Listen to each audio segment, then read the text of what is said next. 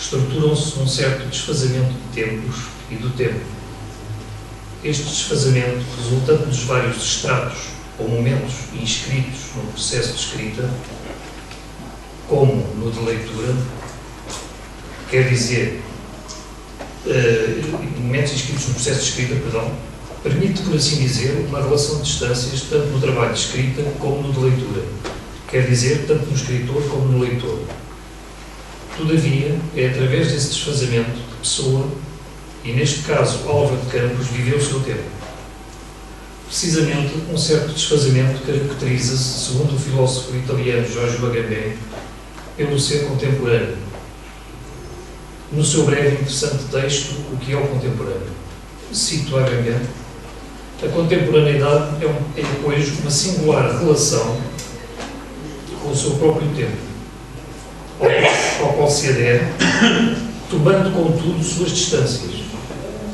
Ela, a contemporaneidade, é precisamente a relação ao tempo que a ele adere pela desfasagem e o anacronismo. Fim de citação. Ora, nos nossos dias, com o imediatismo, a instantaneidade, a aceleração instalada e a velocidade, estranha contradição de presença e ausência, corremos o risco de não viver em grande parte o nosso tempo. Muitas vezes, é evidente que vivemos o nosso tempo. Não por desfazamento, mas precisamente por não o pormos em jogo. E a maioria da literatura e da poesia atuais, do nosso ponto de vista, corre também esses riscos de tão aderente, de tão coincidente, sem desfasagem e anacronismo,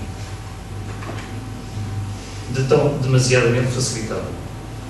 É que ser coincidente com o seu tempo, no sentido de ser atualizado, não é ser contemporâneo. Na perspectiva ainda de Agamben, passo a citar: aquele que pertence verdadeiramente ao seu tempo, o verdadeiro contemporâneo, é aquele que não coincide perfeitamente com ele, nem adere às suas pretensões, e define-se, neste sentido, como inatual. Mas, precisamente por esta razão, precisamente por este intervalo e este anacronismo, ele está mais apto do que os outros a perceber e a atingir o seu tempo. Fim de citação.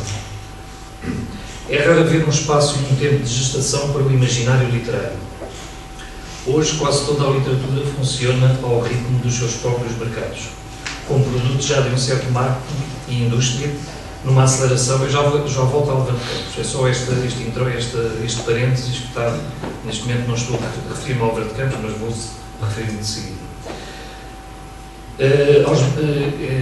Como produto já de um certo marketing e indústria, numa aceleração correspondente aos mediatismos em torno dela, da literatura, inevitavelmente contaminados pelo excesso e pela facilidade das imagens, das luzes, dos mídia e das novas tecnologias. Isto não é uma crítica da técnica, é uma tentativa de compreender um dos muitos modos possíveis pelos quais não nos damos conta de como a técnica se dá como controle. Por exemplo, eu escrevi este texto, gosto muito de escrever em papel, mas aconteceu-me escrever este texto em computador e é um objeto técnico. É interessante a intuição de Campos, quando escreve há quase 100 anos, embora noutros contextos, cito: eu o abstrato, o projetado no ecrã. E também, de que serve o quadro sucessivo das imagens externas, a que chamamos mundo, a cinematografia das horas representadas, por atores de convenções e poses determinadas, o circo polícrono do nosso dinamismo sem fim. Fim de citação. Mas imaginar não é só produzir imagens, é potenciar atmosferas, climas, ambiências e, por assim dizer, envolvências, estados de espíritos, estados de coisas. Citemos de novo uma passagem de Agamben no mesmo texto. Só pode dizer-se contemporâneo aquele que não se deixa cegar pelas luzes do século e consegue alcançar nelas a parte de sombra, a sua sombria intimidade. Fim de citação.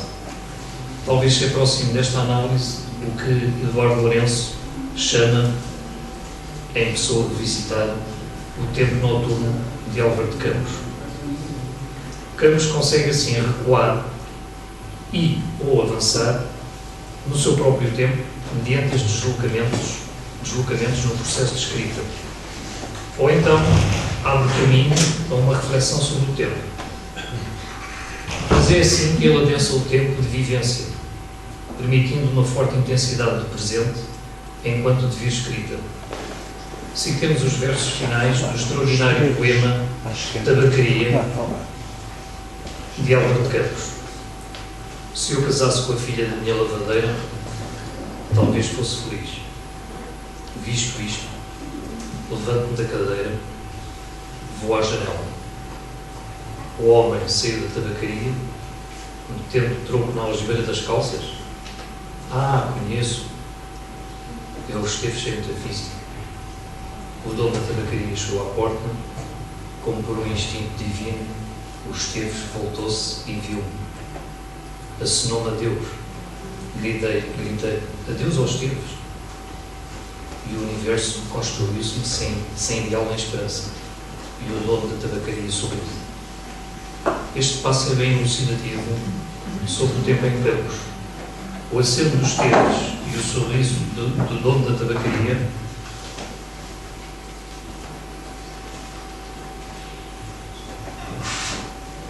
são gestos que se repetem de alguma maneira desde há muito tempo e gestos que irão repetir-se. Gestos banais que se descrevem naqueles versos. Como é que eles têm tanta força poética? Pelo facto de estes gestos, na sua banalidade mundana, remeterem virtualmente para um passado e virtualmente para um futuro, que faz com que aquele aceno e aquele sorriso, naquele momento, ganhem uma presencialidade e, ao mesmo tempo, uma intensidade próprias da vida que decorre na cidade de Lisboa. Quanta gente já acenou e sorriu ao longo dos tempos? E quanta gente irá acenar e a sorrir nos tempos vindouros? Em vez de se viverem esses momentos no seu aparente imediatismo, do que se passa naquele momento, embora seja fundamental, mas é importante, portanto, numa primeira e única instância banal, embora isso seja importante, portanto, Campos faz desses momentos, numa segunda instância ou mais, daqueles extratos ou instâncias de escrita inscritos no poema, que referi no início desta leitura, qualquer coisa, por um lado, já de remoto, e por outro, a vir, que vem. São momentos banais de gente simples e mundana, o Esteves sem metafísica, que acena, e o dono da tabacaria, que, eventualmente, vai à porta e sorri com a vida que passa. São esses momentos banais, dizia, que se tornam poéticos, porque de súbito se tornam essenciais, bem como os Esteves e o dono da tabacaria. E na potencial distância, como gestos que já aconteceram milhares de vezes, e irão acontecer, sorrir, dizer adeus, esses mesmos gestos, naquele momento, ganham a intensidade que não teriam se fossem vistos no seu mero imediatismo presente, que só por si se pode tornar ausente. Com efeito, eles são já vistos no seu imediatismo, mas em segunda e terceira instâncias, a partir daqueles graus de escrita que Álvaro de Campos, digamos assim, inscreve no poema. Precisamente as da escrita, mas também da voz, ou vozes que com essas instâncias ressoam. E não foi preciso referir a escrita naqueles versos que referi há pouco, o dono da tabacaria sorriu, etc, etc. Todavia, não é por acaso que Campos, nos versos antes, lhe faz alusão à escrita, potenciando-a de modo complexo em todo o poema. Cito: mas um homem entrou na tabacaria para comprar tabaco, e a realidade plausível cai de repente em cima de mim, semi-ermo, enérgico, convencido, humano. E vou tencionar escrever estes versos em que digo o contrário, acendo o cigarro ao pensar em escrevê-los. Por outro lado, o fascínio modernista,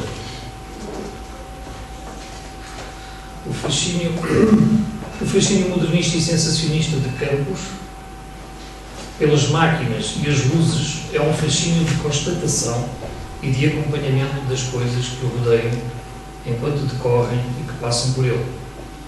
Veja-se o seu primeiro poema, Ode Triunfal, escrito à máquina, precisamente no dia 8 de março de 1914, faz hoje precisamente 100 anos.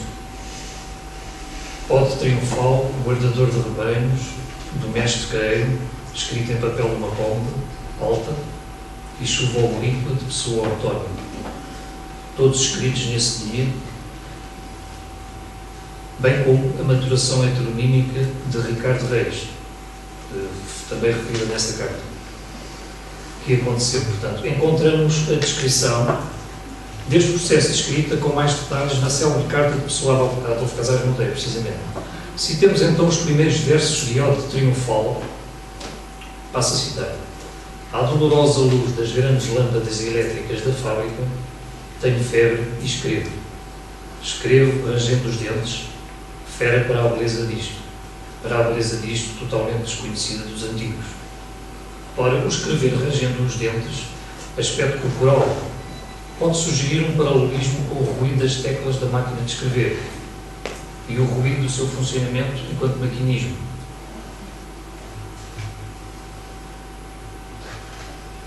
Por outro lado, partindo daí, Campos opera a passagem e a entrada, mas se não será ele próprio que passa para o amplo espaço da fábrica, mantendo a ponte com o ato de escrever enquanto tal, a tal segunda instância que é o escrevo, quando eu escrevo, não é? Em articulação com os R's da engrenagem industrial das máquinas, ou rodas ou engrenagens re e terno, vários R's repetidos, fonemas, repetição de fonemas substantivados.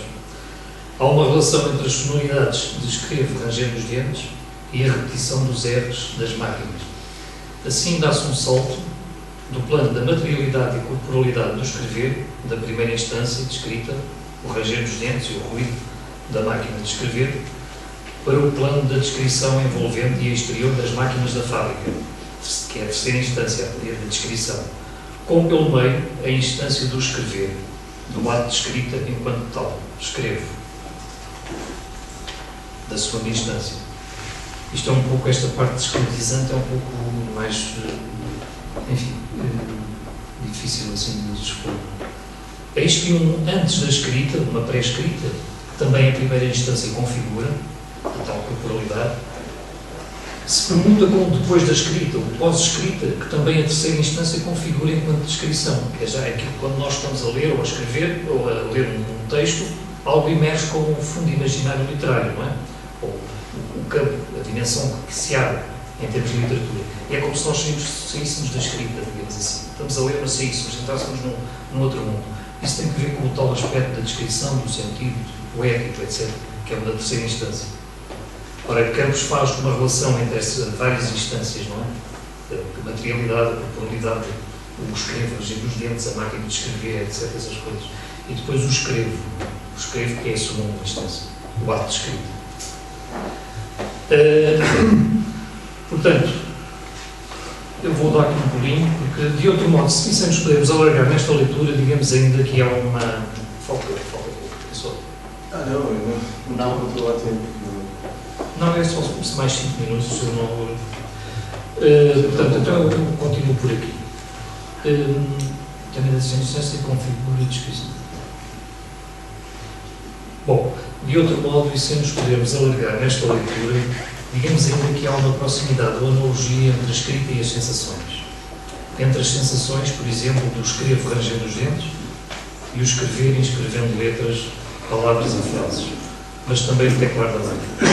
Quer dizer, pode-se falar da relação das sensações corporais, do ranger de dentes, com as sensações da escrita material, precisamente as sensações do contacto dos sons das teclas da máquina de escrever. Partindo desta primeira articulação escrita-sensações, pode-se encontrar uma outra. É a da relação entre a escrita da descrição da fábrica e as sensações, através das engrenagens, do seu ruído e das grandes lâmpadas elétricas, onde Campos tem febre e escreve.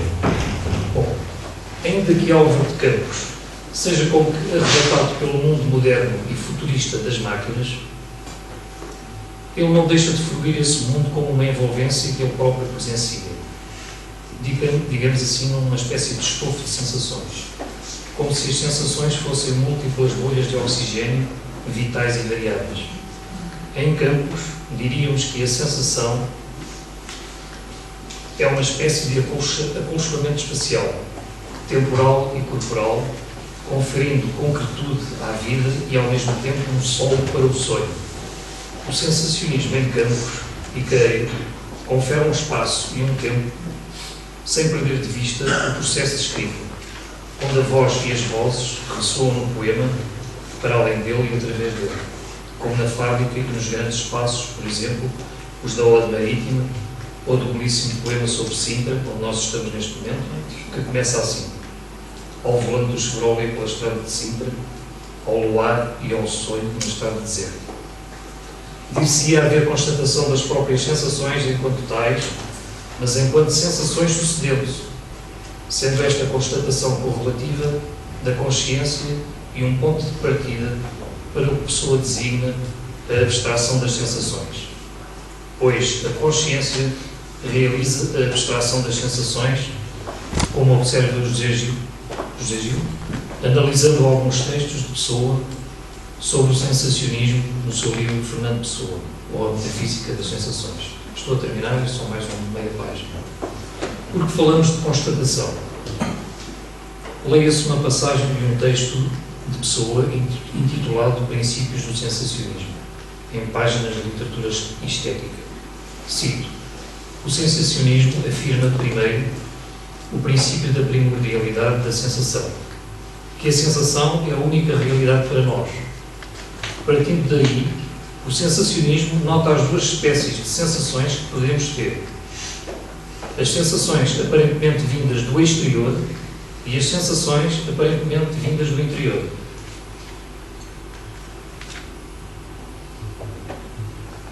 E constata, estou a citar, constata, que há uma, que há uma terceira ordem de sensações resultante do trabalho mental das sensações do abstrato.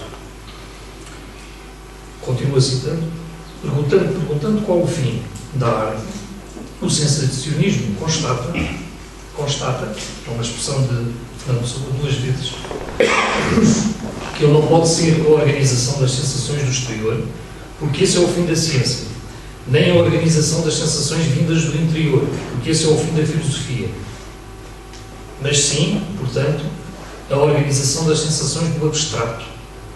Diríamos que se trata do tal estofo de sensações que referimos, ou se quisermos, uma contextura de espaços e de tempos, constituindo um mundo. Isto até se podíamos ir para as palavras de Buda. O Buda fala de contemplar as sensações nas sensações, por exemplo. Mas isso também levaria muito tempo. Para terminar, não é por acaso que Campos emprega frequentemente as palavras abstrato, abstração, etc. Por exemplo, passo a citar: não, cansaço porquê? É uma sensação abstrata da minha vida concreta. Ou, por exemplo, tenho a boca seca, abstrata. Porque, apesar de tudo, escrever e descrever esses estados de coisas e estados de espírito permite uma compreensão e uma distância onde esses mesmos estados readquirem a sua sombra.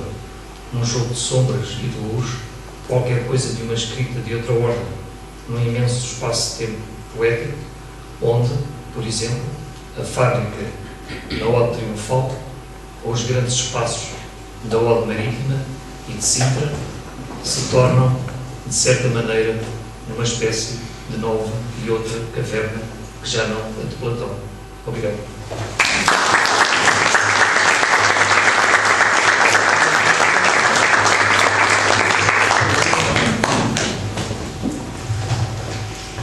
E então, por fim, chegamos a Fernando Pessoa António. E vamos então ouvir um poema chamado Cancioneiro de Fernando Pessoa, que nunca chegou a ser publicado em vida. E passava a palavra então ao nosso Fernando Pessoa.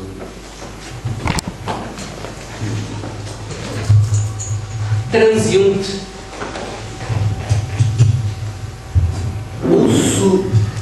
Ouço tocar no piano e ao fundo da música rio, falo ao sonho Olho. É nesse segundo andar do prédio alto. De vozes jovens, tanta alegria. Falsa, talvez. Sei eu. E inveja daquele prazer mais fria, vulgar, mas não é meu. Ali, naquele segundo andar, talvez sejam felizes. Passo. E o meu sonho daquele lar é como o sonho de outros países.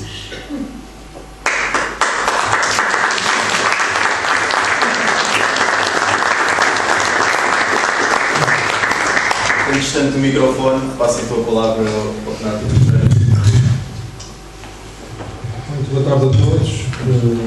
Gostaria, antes de mais, de congratular a Laura Matos por este meu aniversário e pelo convite para aqui estar. Já tenho participado de algumas iniciativas desta associação e é com muito gosto que aqui estou para assinalar este dia. Enfim, que este dia, podíamos começar por aí, este dia, enfim, é tido como um dia triunfal, mas, como muitas coisas em pessoa, sabê-lo não é propriamente algo de real. É um logro, um dos muitos logros pessoais. Em todo o caso, no que toca à pessoa, essa de certo não é a perspectiva mais interessante. Perguntar se esse dia foi ou não real. Certamente houve um 8 de março de 1914. Essa de facto não é, a meu ver, a perspectiva mais interessante quando se aborda o universo pessoano. A questão não está tanto em saber se foi real ou não foi real, se existiu ou se não existiu. Em pessoa, como sabem, e era isso que eu gostaria aqui de enfatizar, a questão não se põe nesses termos. Daí também, e sobretudo, a valorização que a pessoa faz do mito. Da mesma forma que o Antero de Quental escreveu que Deus, por isso que não é real, é que é verdadeiro, Pessoa, da mesma forma que escreveu que o mito é o nada que é tudo, poderia também dizer, com a mesma convicção, que o mito, por isso que não é real, é que é verdadeiro. E nós, nessa esteira, poderíamos também falar deste dia triunfal, dizendo, não tendo sido real, não deixa por isso de ser verdadeiro, e por isso hoje aqui estamos. Eu tenho dedicado ao Pessoa, enfim, alguma da minha reflexão, quer através da revista Nova Águia, que eu dirijo. De resto, era para trazer uns exemplares do número 7, que foi dedicado ao Fernando Pessoa, mas infelizmente o número já está esgotado. Trago-vos aqui apenas alguns exemplares do mais recente número, do 12º, dedicado, como podem verificar, ao António Quadros, que foi um insígne hermeneuta da obra pessoana, um dos mais insígnios hermeneutas da obra pessoana. Já agora, a respeito da Nova Águia, faço um convite no dia 18 de março, daqui a 10 dias precisamente, será lançado o 13º número da Nova Águia, no Palácio da Independência, em Lisboa, na sede do Movimento Internacional Lusófono, às 5 horas, e portanto a sessão será aberta. Caso tenham essa oportunidade, teremos muito gosto em receber-vos para apresentar esse próximo número. A respeito da Nova Águia, também antecipo que no segundo semestre deste ano iremos assinalar os 80 anos da mensagem, da publicação da mensagem, voltando assim a Fernando Pessoa. Relativamente ao Pessoa ortónimo, portanto, eu vou aqui ler alguns excertos de um texto mais extenso, que foi também já publicado numa obra que foi há pouco referida, Via Aberta, de Marinho Pessoa, da Finisterra Oriente, onde precisamente eu procuro refletir sobre sobre o Pessoa enquanto filósofo. E aí eu permitiria recuperar aquilo que foi salientado pelo João Rodil. A questão, ele circunscreveu a questão ao Alberto Queiro, mas poderíamos estendê-la a todo o Pessoa, se é que faz sentido falar nessa personagem, todo o Pessoa. A questão de saber até que ponto Pessoa foi ou não filósofo, foi ou não alguém com um sistema filosófico. Essa é de resto uma questão, enfim, não é inédita, já várias pessoas a puseram, já várias pessoas refletiram sobre ela. Porque não há propriamente um sistema filosófico na obra pessoana, pelo menos nos mesmos termos em que encontramos, enfim, naqueles filósofos mais conhecidos e reconhecidos como tais. Enfim, escuso de referir nomes. Mas, enfim, lendo então alguns excertos desse texto mais extenso, começaria por dizer que há certamente quem considera que Pessoa não é um filósofo pela simples, mas suficiente razão de que jamais forjou um sistema filosófico propriamente dito. Ao folhearmos os seus textos mais assumidamente filosóficos, essa parece ser de facto uma evidência. Em lado algum encontramos um sistema filosófico, um pensamento filosófico devidamente sistematizado, devidamente estruturado, em suma um pensamento que sistemática, estruturadamente, atende ou procura atender às questões que desde sempre, que para todo sempre, animaram e animarão a filosofia. O que encontramos é antes uma série de reflexões, algumas delas não devidamente desenvolvidas, algumas petições de princípio apenas enunciadas, enfim, um amontoado de textos que no seu conjunto não configuram de todo um sistema filosófico reconhecido enquanto tal. Quem considera que Pessoa não é um filósofo por essa razão, tem, no entanto, que atender à seguinte objeção. Se Pessoa, de facto, jamais forjou um sistema filosófico propriamente dito, isso em si mesmo, no caso pessoano, será já uma posição filosófica. Com efeito, se há alguma tese que Pessoa, em nome próprio ou heteronimamente, sustenta, ou procura sustentar, ao longo dessas páginas, é precisamente a da impossibilidade filosófica saliente de forjar, de fundar um sistema filosófico. Daí estas suas palavras que encontramos num texto que serve de prólogo a uma das suas obras. A estes escritos chamo antíteses, porque representam, em sua íntima substância, contra-opiniões, desmascaramentos, desilusão. E daí todo o seu programa, o projeto inspirador dos seus escritos filosóficos.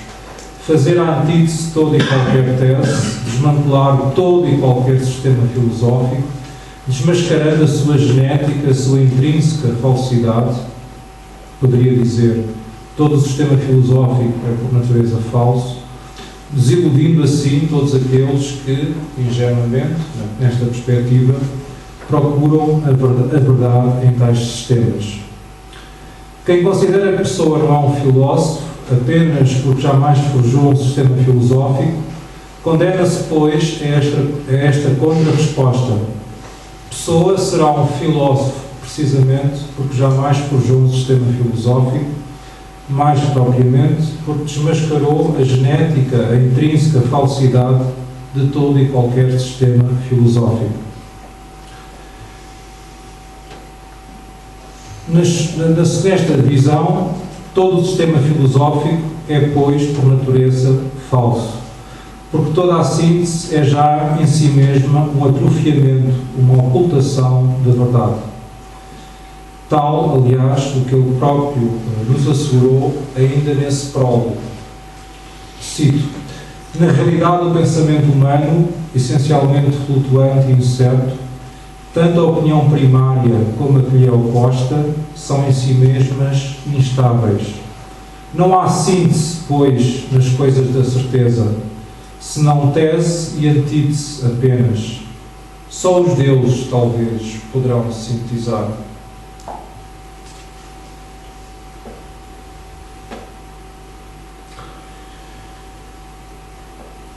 Pensando, pois, Pessoa como um filósofo, mas como um filósofo, enfim, muito especial, eu gostaria agora de desenvolver um pouco a categoria da alteridade, do filósofo enquanto, do Pessoa enquanto filósofo do outro do pensar, do outro do ser, do outro de si mesmo. E daí, aliás, é a partir daí que eu também penso a experiência pessoana dos heterónimos.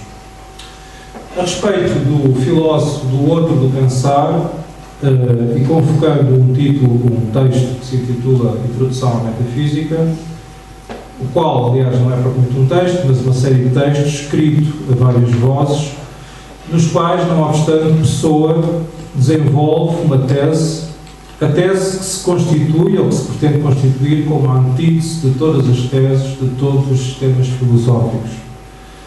Os princípios desta tese podemos, aliás, desde logo encontrá-los no primeiro dessa série de textos da autoria de António Mora, intitulado Introdução ao Estudo da Metafísica, Princípios Basilares. Não iremos aqui analisá-los todos, mas apenas aqueles que neste momento mais diretamente nos interessam. Ou seja, apenas aqueles que mais diretamente sustentam a tese que estamos aqui a desenvolver. Diz-nos Pessoa: a filosofia é o antropomorfismo em todos os sistemas. E daí, de facto, a denúncia que ele, a partir daqui, desenvolve da intrínseca falsidade de todos os sistemas filosóficos. Se a filosofia é sempre o antropomorfismo em todos os sistemas,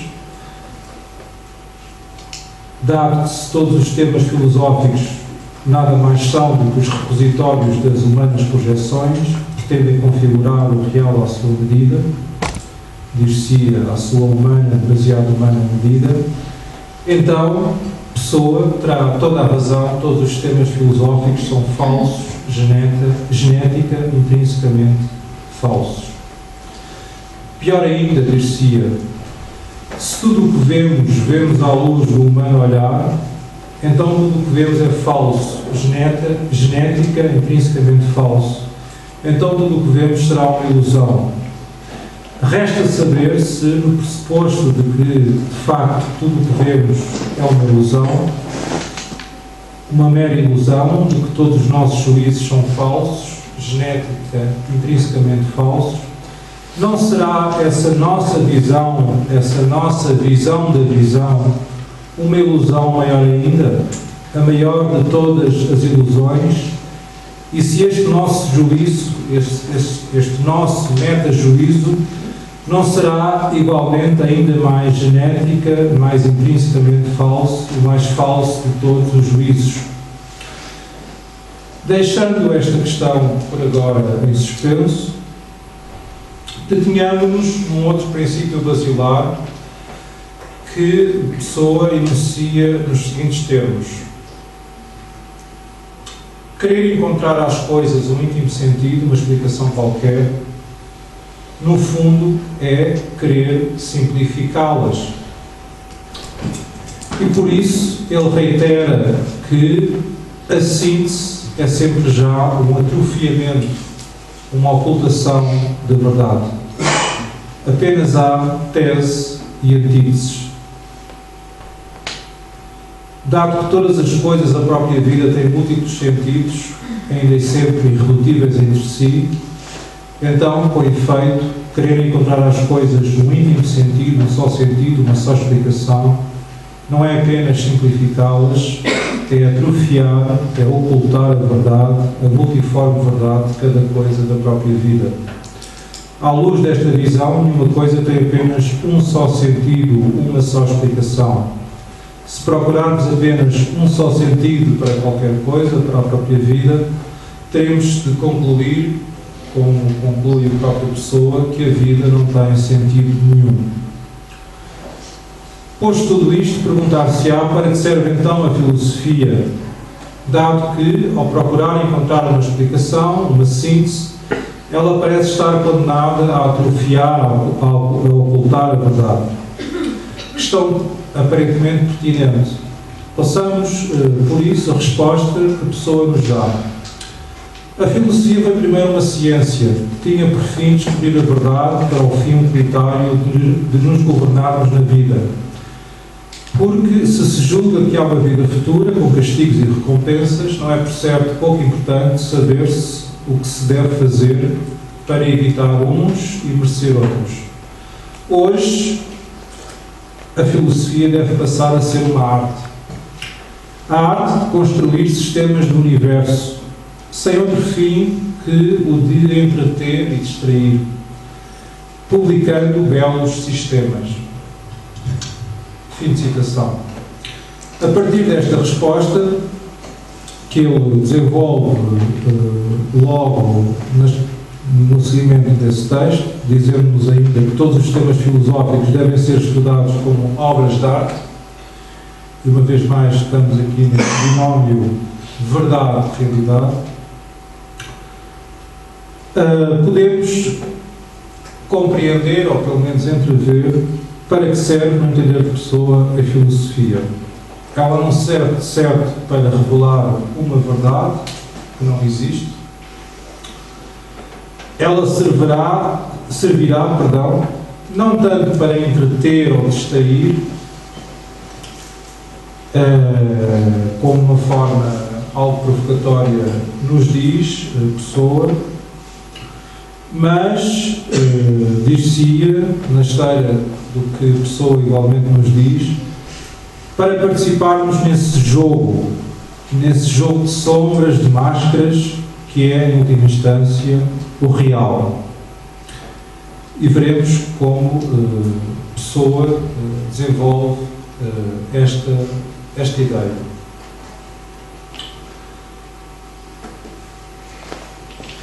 Falo agora um pouco desta concepção de pessoa como filósofo do outro, de todo o ser. Parte, uma vez mais, de palavras do próprio, a respeito do neopagão, do neopaganismo. Ele, o neopagão, admite todas as metafísicas como aceitáveis, exatamente como o pagão aceitava todos os deuses na larga capacidade do seu panteão. Ele não procura unificar numa metafísica as suas ideias filosóficas, mas realizar um ecletismo que não procura saber a verdade por crer que todas as metafísicas são igualmente verdadeiras. Daí também convocarmos aqui um outro texto que se intitula Tratado da Negação.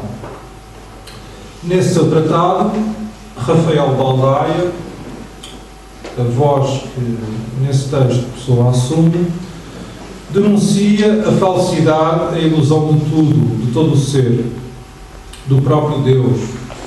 Cito: o único de quem Deus, o Deus Criador das coisas, é apenas uma manifestação, é uma ilusão. Toda a criação é ficção e ilusão, assim como a matéria é uma ilusão, provadamente, para o pensamento. O pensamento uma ilusão para a intuição uma ilusão para a ideia pura, a ideia pura é uma ilusão para o ser, e o ser é essencialmente ilusão e falsidade. Deus, conclui, é a mentira suprema. Nessa medida, acrescenta, devemos ser negadores da negação, consistindo tal negação em auxiliar o manifestado a manifestar-se mais, até ele se dissolver em não ser.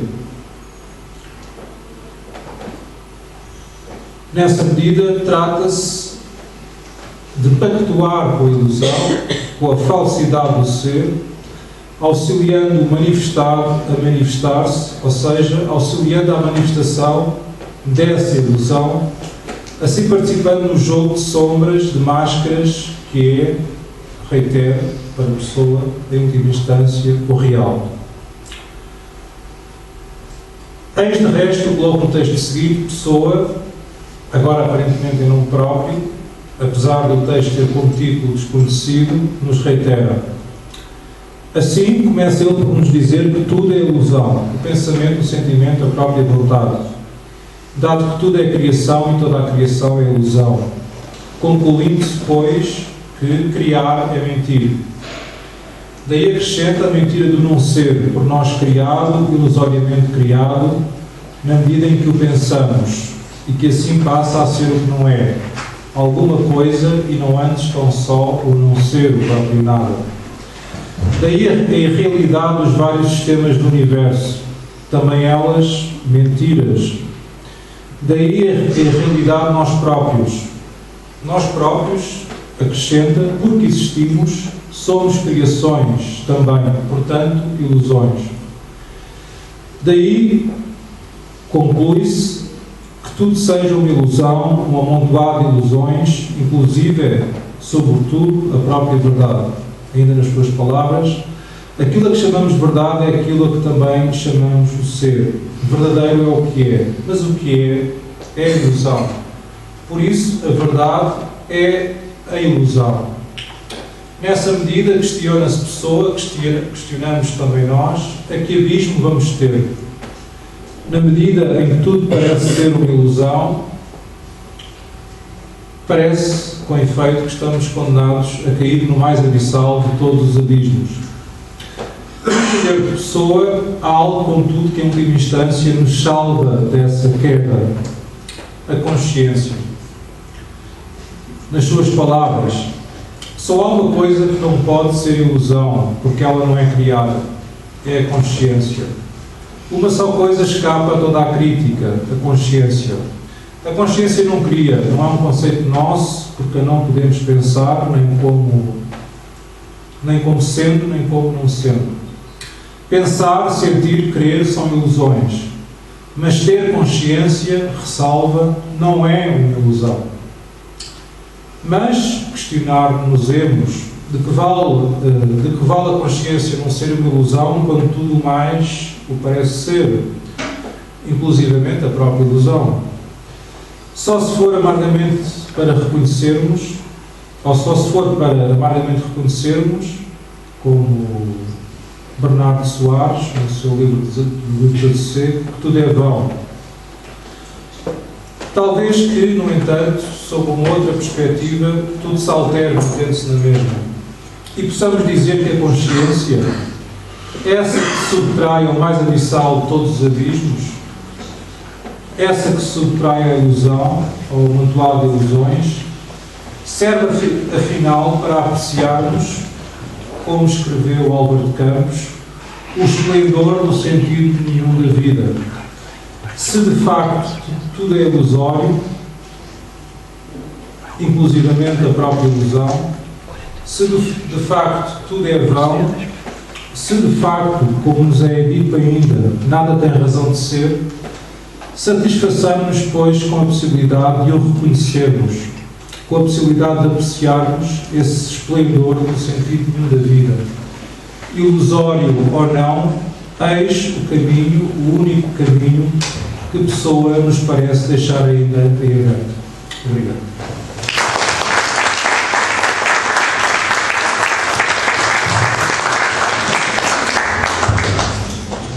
Bom, chegamos então ao fim do nosso bloco.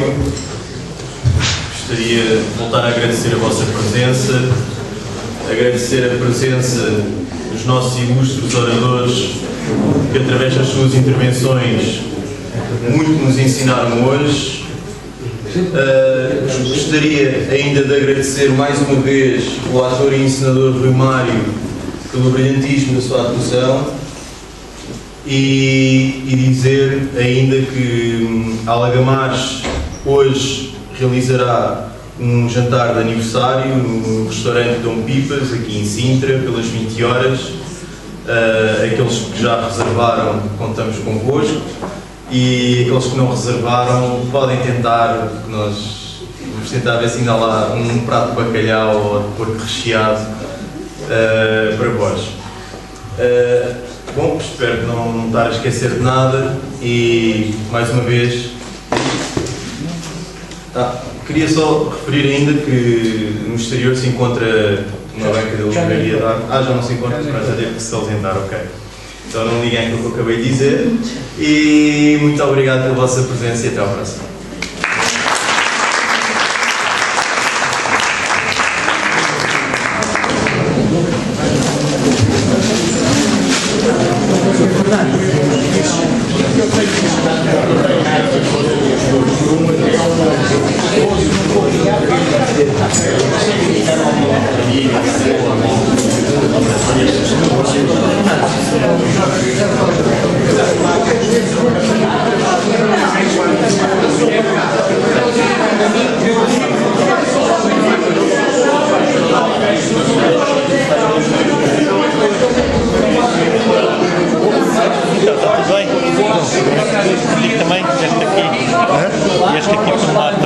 Pertence à direção lá está também.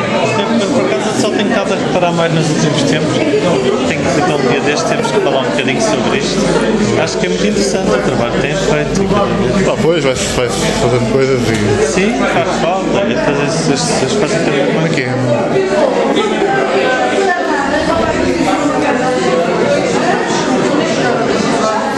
Podes ligar agora, como é que é?